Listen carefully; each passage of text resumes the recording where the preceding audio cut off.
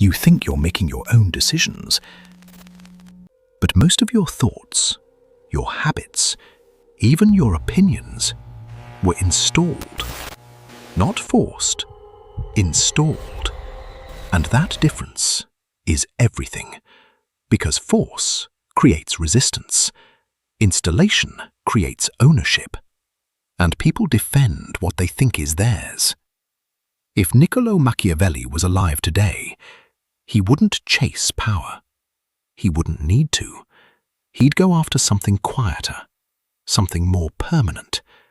He'd control what you never think to question. Because Machiavelli didn't study morality, he didn't study justice, he studied behavior. When people stopped pretending to be good and start revealing what actually moves them. And what he found was simple. Uncomfortable, but simple. You don't control people by overpowering them. You control them by shaping what feels normal. Because once something feels normal, people stop resisting it. They stop noticing it. They stop questioning it. Normal isn't neutral. It's a boundary, a frame, a leash that doesn't feel like a leash. And anything that defines you without your awareness already owns you. Look at your day. You don't start it with intention, you start it with input. Before you think, you receive. You open a screen before you open your awareness. You scroll before you decide what matters. You react before you choose. And over time, that order flips something inside you. You stop forming perspectives. You start inheriting them. Not from one place, but from patterns, from repetition, from exposure, from whatever shows up often enough to feel familiar. And familiarity is what your brain mistakes for truth. That's the shift. Not forcing belief, but making repetition feel like discovery. Making borrowed thinking feel earned. Machiavelli wrote that a ruler must appear merciful, faithful, humane, upright, while being ready to become the opposite the moment it's useful. Most people read that and think it's about deception. It's not. It's about perception. Because people don't respond to what is, they respond to what seems to be. And once appearance becomes stable, it becomes accepted. And once it's accepted, it becomes invisible. That's where control lives, not in force, in invisibility. Now look at the modern version. No crown, no throne, just systems, feeds, timelines, recommendations. You think they exist to inform you. They don't. They exist to stabilize you, to keep you consistent, predictable. Because predictable people are easy to guide. You're not being shown everything. You're being shown what keeps you behaving the same way.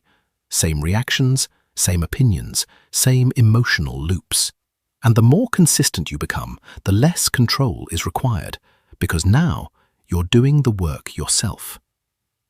You did it this morning, scrolled before you thought, reacted before you chose. Let someone else's urgency set the rhythm of your first waking minutes, and you called it catching up. It wasn't catching up. It was handing over the pen before you'd written a single word. And you didn't notice, because it felt like routine, and routine feels like choice when you've never examined it. You think you're choosing what to watch, what to believe, what to care about, but you're not choosing freely. You're selecting from a menu that was written before you arrived.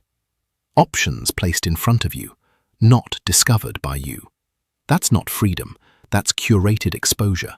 A controlled environment that feels open because you never saw the walls. And once you adapt to that environment, you stop looking for anything beyond it. Not because you can't, because you don't feel the need to. And that's the difference between a cage and a culture.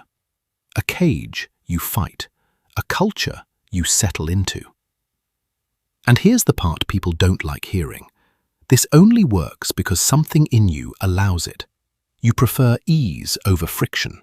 You avoid discomfort even when it costs you clarity. You don't just accept what's convenient, you defend it. Because changing your mind has consequences. It costs you alignment. It costs you approval. Sometimes it costs you people. So instead, you adjust quietly. You stay silent when speaking would create tension. You agree when disagreeing would create conflict. You ignore contradictions because fixing them would force you to rebuild something you're not ready to lose. So this isn't just external control. It works because it matches your internal incentives. Comfort over accuracy, ease over truth. And once that pattern sets in, you don't need to be controlled. You become manageable. If you avoid difficulty, you become predictable. If you chase comfort, you become programmable. If your effort depends on how you feel, you become unreliable. And unreliable to whatever requires the least pressure. Resistance. They respond That's why distraction works.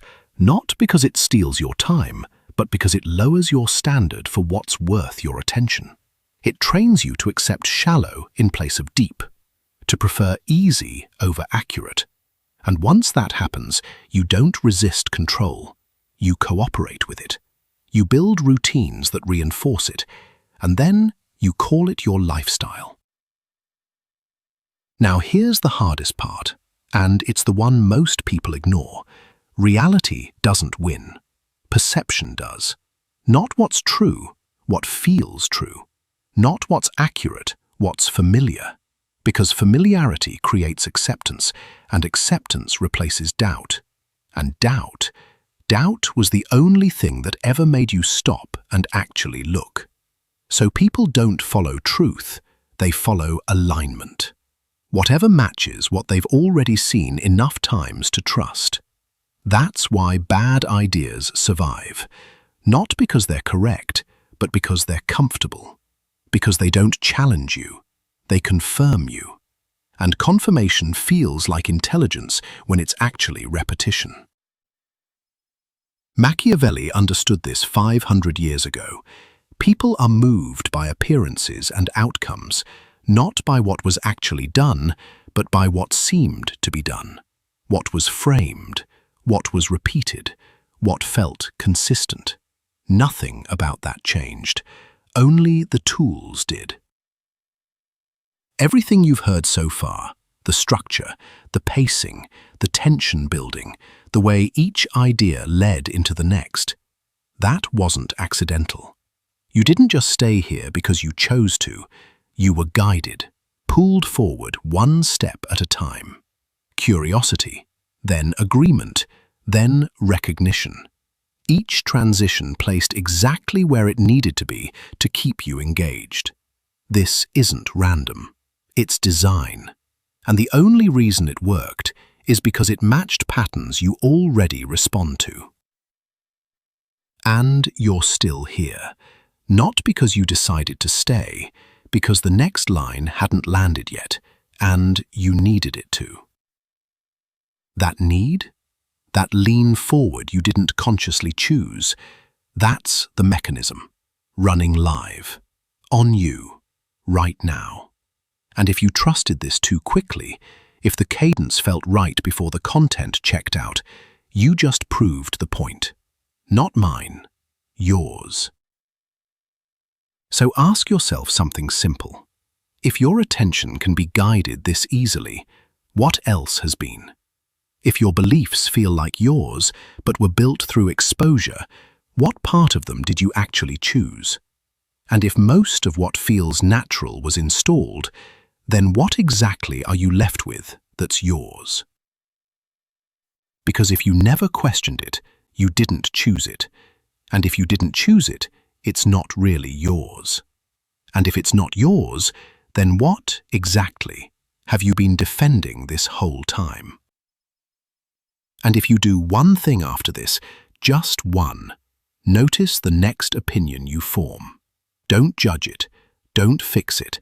Just notice whether you built it or received it. That's all. Just notice. Because the moment you notice, the install loses its grip. And what's left is the first thing in a long time that's actually yours.